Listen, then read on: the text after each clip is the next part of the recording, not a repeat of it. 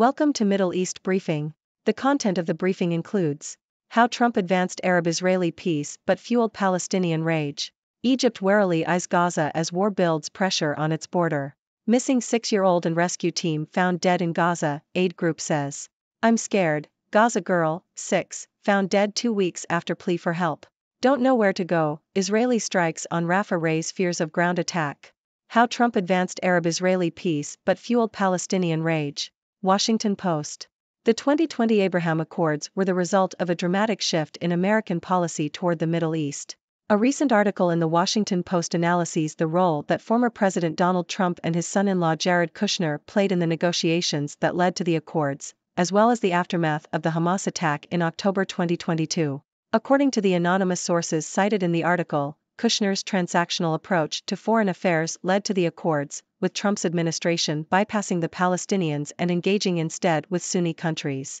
However, the article argues that the attack by Hamas, which killed approximately 1,200 Israelis, has tested the relationships formed by the accords.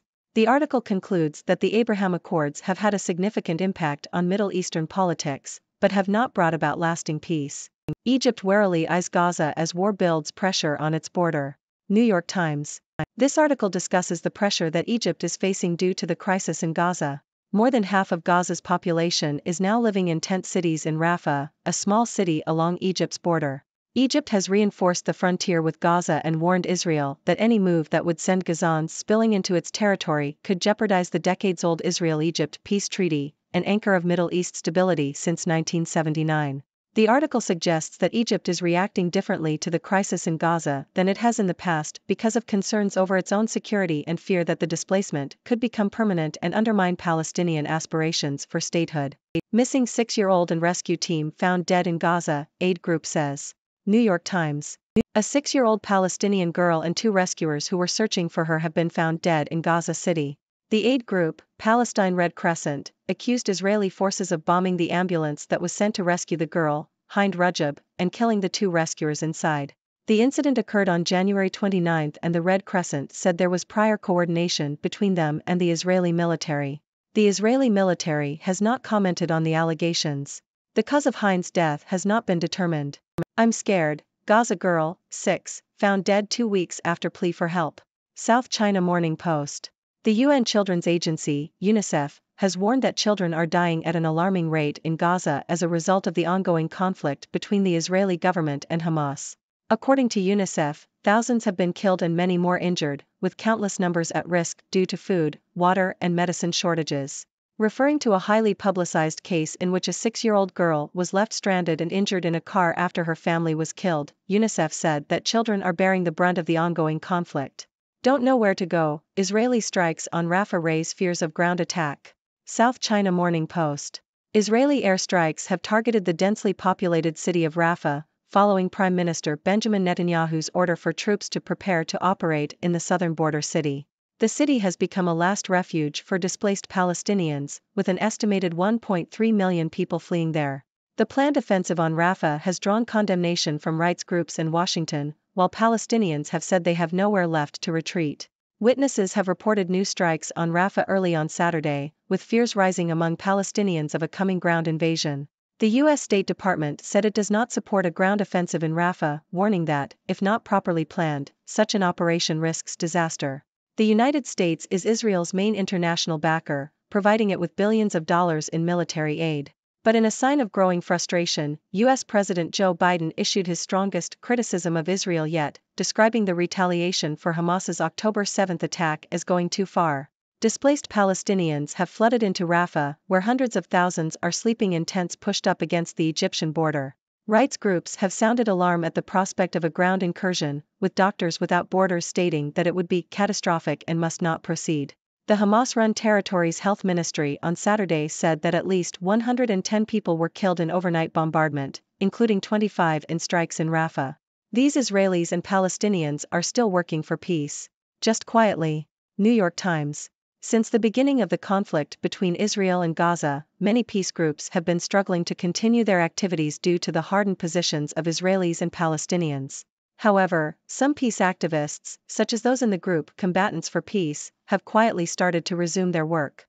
Although they face intense opposition in their communities, they believe that their meetings give them hope and that something positive will come from their efforts. Since the war began, support for hardline positions of violence has increased in both Israeli and Palestinian society. Body of Gaza girl, ambulance team trapped under Israeli fire found after 12 days. ABC. The body of a 6-year-old Palestinian girl, Hind Rajab, has been found in Gaza along with the bodies of 5 family members and 2 ambulance workers who were attempting to rescue her. The Palestine Red Crescent Society has accused Israel of deliberately targeting the ambulance that was sent to rescue Hind. The Red Crescent said in a statement, the occupation deliberately targeted the Red Crescent crew despite prior coordination to allow the ambulance to arrive at the site to rescue Hind.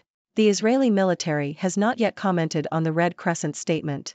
The audio clips released by the Red Crescent earlier this month recorded a call made by Hind's cousin, Layan Hamadeh, saying an Israeli tank was approaching before shots rang out and she screamed. Hind stayed on the line for 3 hours with dispatchers, who tried to soothe her as they prepared to send an ambulance. Your weekend reading: U.S. courts and Congress turn to November. Bloomberg. The U.S. Supreme Court has indicated it is likely to reject efforts to bar Donald Trump from the ballot over his role in the January 6 attack on the U.S. Capitol. The court may also be asked to rule on whether Trump can be prosecuted for attempting to subvert the 2020 election. Meanwhile, congressional Republicans have abandoned a bipartisan deal on border security and Ukraine funding after Trump told them to do so. President Joe Biden has pledged to use the failed legislation as a political tool. In other news, inflation revision data has shown no significant changes to the consumer price index, and Chinese stocks have dropped by almost $5 trillion since their 2021 peak. At least 28 killed in Israeli attack on Rafah after ordered evacuation. The Independent. 28 Palestinians have been killed in Israeli airstrikes on Rafah. Israeli Prime Minister, Benjamin Netanyahu, has ordered his army to prepare a dual plan to evacuate and attack the region. The announcement has caused widespread panic in the area, which is home to more than half of Gaza's 2.3 million people. The airstrikes on Rafah came just hours after Netanyahu's announcement. Each strike killed multiple members of 3 families, including 10 children. Medical staff are no longer able to move between buildings at the area's largest hospital due to intense fire. As Turkey bombards Kurdish forces in Syria, is the U.S. preparing to pull out? RFI. Turkey is targeting oil refineries and electricity production in the Kurdish-controlled region of northeastern Syria in a bid to make the area unsustainable for the Syrian Democratic Forces, SDF, a coalition of ethnic militias and rebel groups. Turkey accuses Kurdish forces, including the People's Defense Units and Women's Protection Units, of being affiliated with the Kurdistan Workers' Party, PKK, which is deemed a terrorist organization by Ankara and Washington.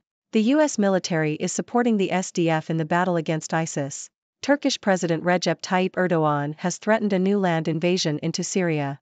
Ladies and gentlemen, I am Dr. Six from the 6 Degrees World, here to bring you the latest news from around the globe. Today, we discussed the aftermath of the Abraham Accords, the crisis in Gaza, and the ongoing conflict between Turkey and Kurdish forces in Syria.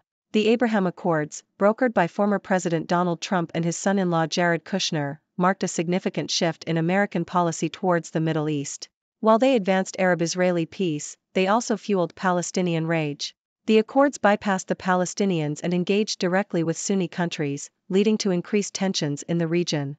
The recent Hamas attack further strained the relationships formed by the accords, highlighting the challenges of achieving lasting peace. In Gaza, Egypt is facing mounting pressure due to the crisis. With more than half of Gaza's population living in tent cities along Egypt's border, the country has reinforced its frontier and warned Israel against actions that could jeopardize the Israel-Egypt peace treaty.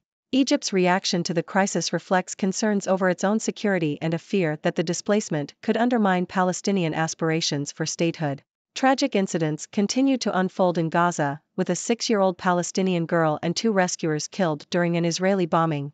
UNICEF warns that children are dying at an alarming rate in Gaza, with thousands killed and many more injured due to the ongoing conflict. The situation has led to food, water, and medicine shortages, further exacerbating the plight of the Palestinian people. Israeli airstrikes targeting the densely populated city of Rafah have raised fears of a ground invasion. The city has become a last refuge for displaced Palestinians, with an estimated 1.3 million people seeking shelter there. The planned offensive on Rafah has drawn condemnation from rights groups and the United States, with concerns over the potential for a humanitarian disaster.